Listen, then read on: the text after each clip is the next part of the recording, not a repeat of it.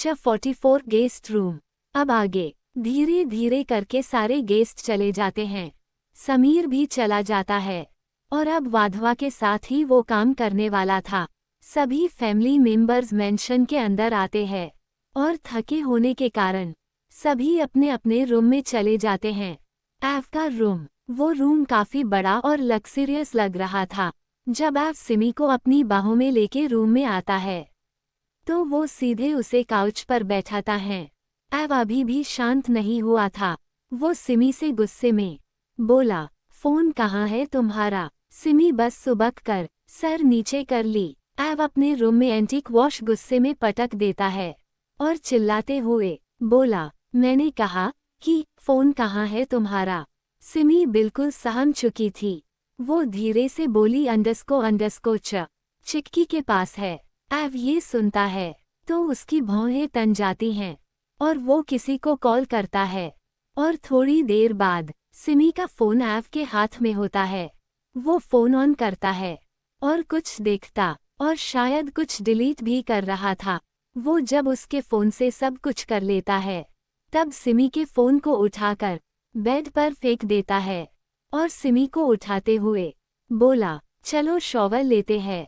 सिमी अभी भी सुबक रही थी और वो अब जाकर उसकी आंखों में देखते हुए धीरे से, मुझे आपके साथ कहीं नहीं जाना, मुझे अपने रूम में जाना है और मैं आपसे अब बात नहीं करूंगी, देख लेना। ये कहकर वो अपने कमर को पकड़ लेती है और जाने लगती है क्योंकि उसकी में उस जगह बहुत दर्द हो रहा था।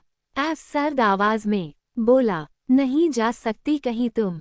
सिमी उसकी आवाज सुन सहम जाती है और वहीं रुक जाती है। एव उसे अपनी गोद में उठाते हुए वॉशरूम में ले जाता है और शावर के नीचे खड़ा कर देता है और शॉवर ऑन कर देता है। सिमी के ऊपर ठंडा पानी गिरने लगता है। एव उसके करीब जाता है और उसके फेस को ऊपर कर एक हाथ उसके गर्दन में डालकर और एक हाथ दीवार पर रख एक टक सिमी के फेस पर गिरते हुए पानी को देख रहा था और वो खुद भी भीग रहा था उसमें, जो उसके अंदर के गुस्से के आग को कुछ शांत कर रही थी। सिमी भी उसकी आंखों में देखते हुए नमी के साथ, गलती क्या थी मेरी? बताइए मुझे क्या किया था मैंने ऐसा कि आप मुझे इतना हर्ट कर रहे हो? एव फिर से वही सोचने लगता है कि कैसे यूवी ने सिमी के हाथ को होल्ड कर रखा था। एव सर्द आवाज में बोली, जब तुम मेरी हो, तुम्हारा ये जो बॉडी है वो मेरी, और जो इतनी समय तुम्हारी धड़कने चल रही है वो मेरी है, तो तुम किसी और के साथ कैसे खुश रह सकती हो?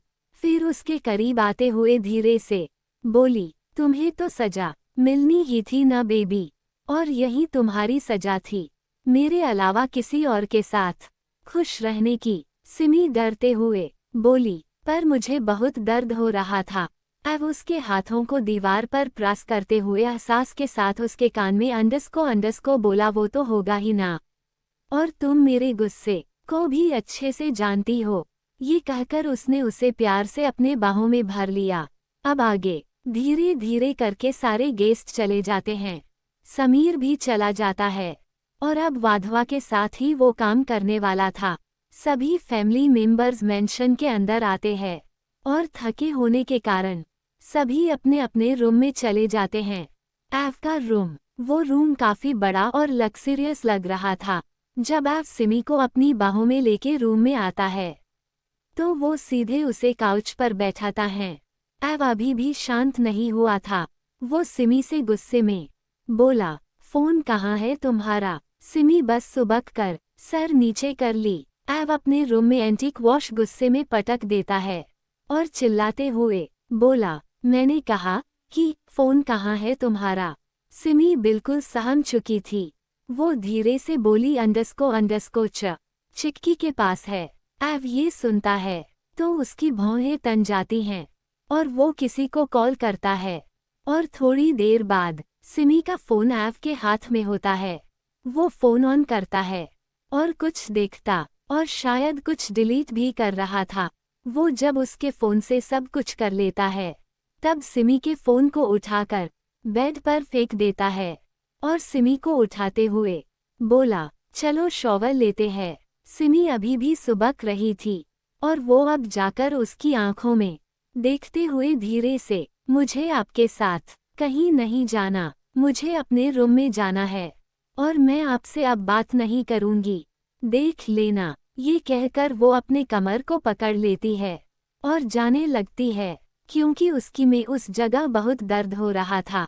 ऐफ सर्द आवाज में बोला, नहीं जा सकती कहीं तुम।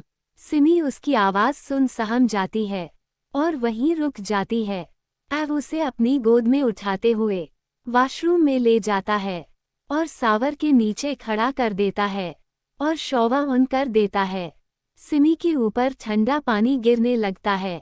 ऐव उसके करीब जाता है और उसके फेस को ऊपर कर, एक हाथ उसके गर्दन में डालकर और एक हाथ दीवार पर रख, एक टक सिमी के फेस पर गिरते हुए पानी को देख रहा था और वो खुद भी भीग रहा था उसमें, जो उसके अंदर के गुस्से के आग को कुछ शांत कर रही थी।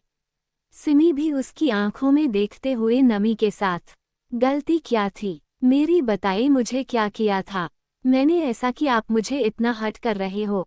ऐप फिर से वही सोचने लगता है कि कैसे यूवी ने सिमी के हाथ को होल्ड कर रखा था। ऐप सर्द आवाज में बोली, जब तुम मेरी हो, तुम्हारा ये जो बॉडी है वो मेरी, और जो इतनी समय तुम्हारी धड़कने चल रही है वो मेरी है, तो तुम किसी और के साथ कैसे खुश रह सकती हो। फिर उसके करीब आते हुए धीरे से बोली, तुम्हें तो सजा मिलनी ही थी ना बेबी, और यही तुम्हारी सजा थी, मेरे अलावा किसी और के साथ खुश रहने की। सिमी डरते हुए बोली, पर मुझे बहुत दर्द हो रहा था। अब उसके हाथों को दीवार पर प्रेस करते हुए एहसास के साथ उसके कान में अंडस को बोला, वो तो होगा ही ना, और तुम मेरे गुस्से को भी अच्छे से जानती हो। ये कहकर उसने उसे प्यार से अपने बाहों में भर लिया। 45 वो तेरी नींद बैन कर रेगी क्या। अब आगे। सुबह का वक्त, सिमी का रूम, खिड़कियों से सूरज की किरणें सिमी के छोटे से फेस पर पड़ी और वो कसमसाते हुए अपनी आंखें खोलती है तो देखती है कि वो अपने रूम में अपने बेड पर है और उसने कपड़े भी पहन रखे थे। वो कल की बात सोचने लगती है कि कल तो मैं मॉन्स्टर के रूम में थी, तो उसे याद आता है कि ऑइंटमेंट लगाने के बाद वो दोनों साथ में ही लेटे और फिर उन्होंने मुझे किसी भी की थी और फिर मैं सो गई हमेशा की तरह, फिर खुश होते हुए। ये तो मेरे ट्रिक्स होते हैं उस मॉन्स्टर की पनिशमेंट से बचने के लिए, और अब देखो मैं अपने रूम में हूँ। वाह कितनी समझदार हूँ मैं। चलो अब रेडी हो जाती हूँ, क्लास के लिए भी जाना है। वो उठ के वॉशरूम की तरफ चली जाती है और फिर रेडी होकर नीचे आ जाती है। उसने आज ब्लैक जीन्स और रेड लाइट टॉप पहना हुआ था, बालों को कल खुला छोड़ रखा था, हल्का सा मेकअप में वो कमाल की लग रही थी। वो नीचे आती है क्योंकि आज से उसे आरती करके ही क्लास जाना था, तो वो सीधे मंदिर में चली जाती है। वहाँ दादी माँ और आस्था जी कुछ बात करते हुए तैयारी कर रहे थे। वो लोग जब सिमी को देखते हैं तो उसे अपने पास बुला लेते हैं। सिमी भी उनके पास बैठ जाती है, दिए रखने लगती है। सारिका जी आस्था से बोली, अंडस्को बहू अब तो बच्चे भी काम में लग गए, अब मुझे चीकू और किन्नू की शादी करा देनी चाहिए। उनकी बात पे आस्था जी बोली, अंडस्को जहाँ तक मुझे पता है किन्नू अनवी को पसंद करता है। सारिका जी खुश होते हुए अंडस्को बोला, अगर ये सच है बहू तब तो ये बहुत अच्छी बात है, और अनवी भी कितनी प्यारी बच्ची है। मैं आज उन दोनों से और घर के सभी बड़े से बात करूंगी। सिमी जो उन लोगों की बात सुन रही थी, वो वैव की शादी की बात सुनकर अपने में ही खुश हो गई कि जब उसकी शादी हो जाएगी तो उसका पीछा छोड़ेगा, नहीं तो हर वक्त कुछ न कुछ सुनाते ही रहते हैं, ऐसा मत करो, वैसा मत करो, यहाँ मत जाओ, वहाँ मत जाओ, और फिर अनवी और सात्विक का सोच। वो खुश होते हुए अंडस्को बोली, हाँ दादी माँ चाची जी सही कह रही हैं, वो दोनों एक दूसरे को लाइक करते हैं। फिर सारिका जी अंडस्को हाँ मैं आज उन दोनों से बात करूंगी। तब तक सभी घर वाले मंदिर में आ गए। सिवाय एव के उसे इन सब पे विश्वास नहीं था। और आरती शुरू हो जाती है। आरती के बाद चिक्की और सिमी दोनों क्लास चली जाती हैं। अहाना अनवी ऑर्फनेज चले जाते हैं और सभी बड़े काम में लग जाते हैं। आज सभी लड़कों का पहला दिन ऑफिस था, तो सभी ने आज बिजनेस शूट पहन रखा था। इधर एव जिम से जब अपने रूम में आता है तो कल की बात याद कर एक टेढ़ी स्माइल करता है, क्योंकि वो अच्छे से जानता था सिमी जानबूझकर सोने का नाटक की थी, क्योंकि बाथरूम में केवल किसके अलावा ऐसा कुछ नहीं हुआ था जिससे कि वो इतना थक जाए। वो ये सब अपने दिमाग से निकाल वॉशरूम चला जाता है और फ्रेश होकर रेडी होने लगता है। उसने ब्लैक कलर का बिजनेस शूट पहना था जो उसकी पर्सनैलिटी को और अट्रैक्टिव बना रहा थी। वो नीचे आता है और सीधे ऑफिस के लिए निकल जाता है। सारिका जी उसका ब्रेकफास्ट के लिए वेट ही करती रह जाती हैं और सात्विक धैर्य को घसीटते हुए ऑफिस ले जाता है, क्योंकि धैर्य को ऑफिस जाने का बिल्कुल मन नहीं था। वाधवा ग्रुप ऑफ इंडस्ट्रीज एक 50 माला की बिल्डिंग जो ऊपर आसमान को छू रही थी। एव की मर्सिडीज और उसके पीछे गुड्स की कार सीधे ऑफिस में एंटर करती है और एव अपना खतरनाक ऑरा लिए, आंखों में गॉगल्स लगाए, बालों को जेल से सेट, हाथ में एंटीक वॉच पहने, बड़ी रॉब से कार से उतरता है और सीधे ऑफिस के अंदर एंटर करता है। वो अपने प्राइवेट लिफ्ट से ऊपर जाता है। सभी उसे ग्रीट करते हैं। वो सबको एक लुक देकर अंदर चला जाता है। कुछ देर में उसका पीए शुभम अंदर आता है और उसका शेड्यूल समझाता है। एव बस ऑफ कहकर उसे जाने को कहता है। एव अपने काम में लग जाता है।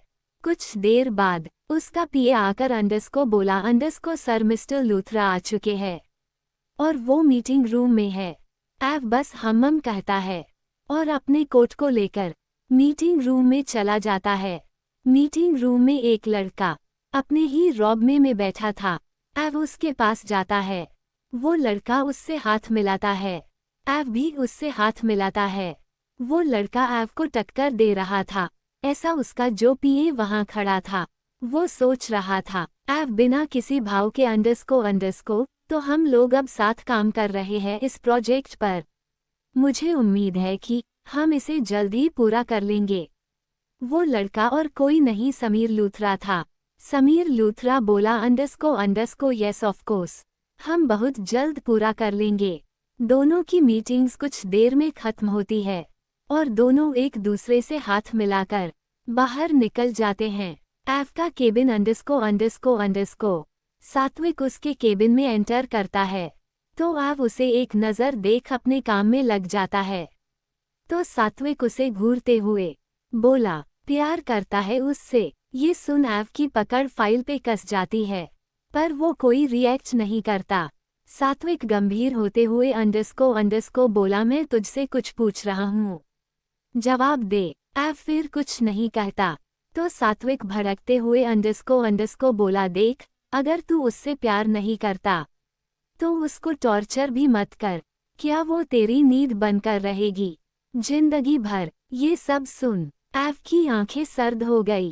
एव ने सर्द आवाज में, अंडस को तुझे अच्छे से पता है कि प्यार जैसी चीज मेरे लिए नहीं बनी, और अगर बनी भी है तो उससे लोगों को कितनी तकलीफ होती है, और अगर मैं उससे प्यार भी करता हूँ तो उसे वो सारी तकलीफ झेलना होगी।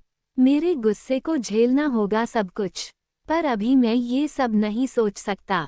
और एक बात, वो सिर्फ मेरी है, सिर्फ और सिर्फ मेरी। उसे मुझसे दूर जाने का कोई हक नहीं है, और अगर वो प्यार भी करेगी तो सिर्फ मुझसे। सात्विक बीच में उसकी बात काटते हुए, अंडस को और शादी वो किससे करेगा? तू और सिमी किससे करेगी? क्या जिंदगी भर सिमी और तू ऐसे ही रहने वाले हैं? वो तेरी नींद बन कर रहेगी या तेरा पागलपन? एव डेविल स्माइल के साथ अंडस को बोला, अभी तक तो मैंने अपनी जरूरतें पूरी नहीं की और न मैं उस पर कोई फोर्स लगाना चाहता हूँ। और जहाँ बात रही शादी की, वो तो सिर्फ मुझसे से ही होगी, फिर चाहे प्यार से या फिर जबरदस्ती। ये कहकर वो अजीब तरह से मुस्कुराने लगा। सात्विक उसे देखते हुए बोला, ठीक है, देखता हूँ कब वो खुद तुझसे प्यार करेगी। ये कहकर वो एव को एक नज़र देखता है और फिर जाते हुए अंडस को बोला, मैं बाहर जा रहा हूँ, मुझे कुछ काम है, सीधे घर चला जाऊंगा। ठीक है, एव कुछ नहीं कहता। सात्विक बाहर चला जाता है। वो बाहर आकर किसी को कॉल पर, सब रेडी है ना, मैं उसे लेकर आ रहा हूँ। उधर से कोई, जी सर सब रेडी है। सात्विक ठीक है बोल कॉल कट कर देता है और ऑफिस के बाहर निकल जाता है और एव अपने केबिन में चेयर से सर लगाए अंडस को आंख बंद करके सिमी की बचपन से लेकर अब तक की बातें और उसका चेहरा सब उसकी आंखों के सामने आने लगता है। वो तुरंत अपनी आंखें खोल देता है।